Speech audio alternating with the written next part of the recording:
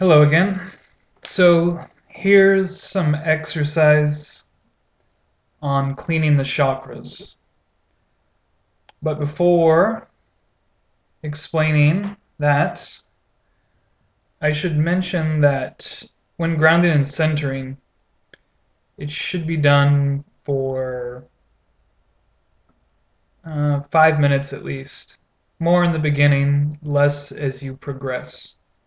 You'll become adept, and grounding and centering will eventually become as easy as a breath. Just this focused sense of being grounded and centered. But the preliminary work of really getting it into your system is really important. So spend 5 minutes, if you want to do a ritual like I did back there, kneeling down and create some sort of chant or poem. Then that do what you want, whatever's most effective. Um, Well, shucks. Maybe before I talk about the chakras, I should talk about pranayama and mantra yoga. See, everything is just so connected and like interwoven. It's it's a bit challenging to organize all of this, especially because I'm just going on a whim, just hitting record and blabbing, not referencing my book, which is very organized. That's a very organized thought, and you should also buy my book. And that's what this is all about, really. So I'm going to talk, I guess, more about grounding and centering before the chakra work. Before we get into the astral. This is fun. I'm never going to get to the heart of the matter. No, I will. I will. I'm going to go open my door real quick. Maybe I'll show you my door. Yeah, I live in a little shack.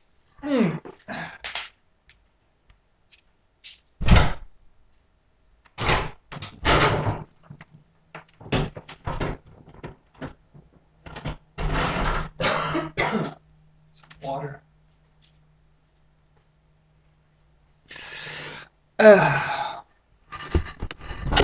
Okay.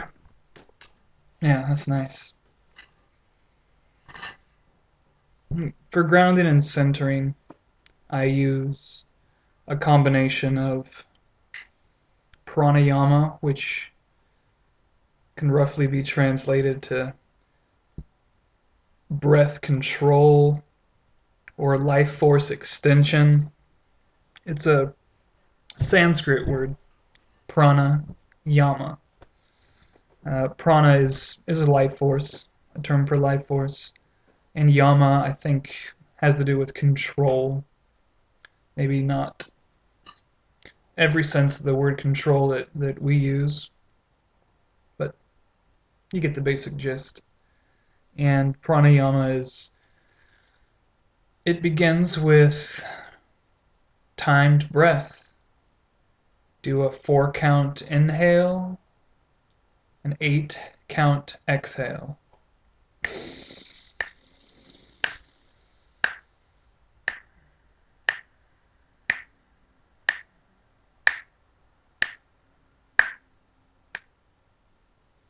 And you want to do that for a while. If you do that for 10 minutes, you'll get a nice effect.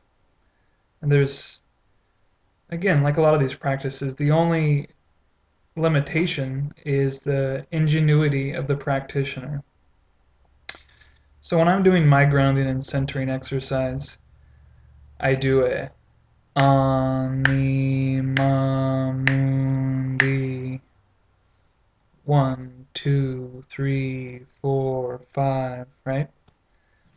And I have a hold out, so no breath for 5 seconds, then a 5 second inhale, a 5 second hold, 5 second exhale, and then, back to the 5 second exhale hold.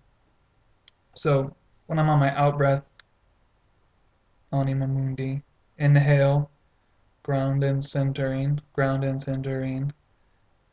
and then hold, hold while I'm pulling my soul in, the soul of Ross Burns, and then exhale. in present space-time. And so when I put the words to it, um, that's the mantra yoga part. And we all know what mantra means, right? It's a repetitive sentence or a poem, some sort of saying that represents the whole of the universe. Now that's the general gist behind mantra yoga, but in terms of magical practices, you can design a mantra to accomplish anything. In my grounding and centering exercise, for example, my aim is to fill myself up with myself and connect with the earth. And so my mantra that runs parallel with the pranayama, my mantra consists in focusing my mind on the earth and pulling myself into the earth and mixing things up within this vehicle of my body. And the third aspect, there's pranayama, which is the breath, mantra yoga, which is the spell, basically, the magic spell to the ritual, and then the visualization. So while I'm doing my pranayama and mantra yoga, I'm also visualizing things. While I'm on the exhale, hold out Anima Mundi. I'm visualizing Anima Mundi, the soul of the world. And it's the same with the rest. You know, when I pull it up, I visualize.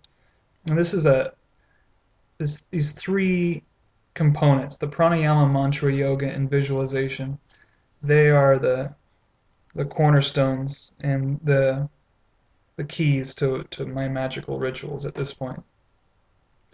They form the backbone of the rituals that I do. So I guess I'll leave it at that, and really next video I will go into the cleaning the chakras.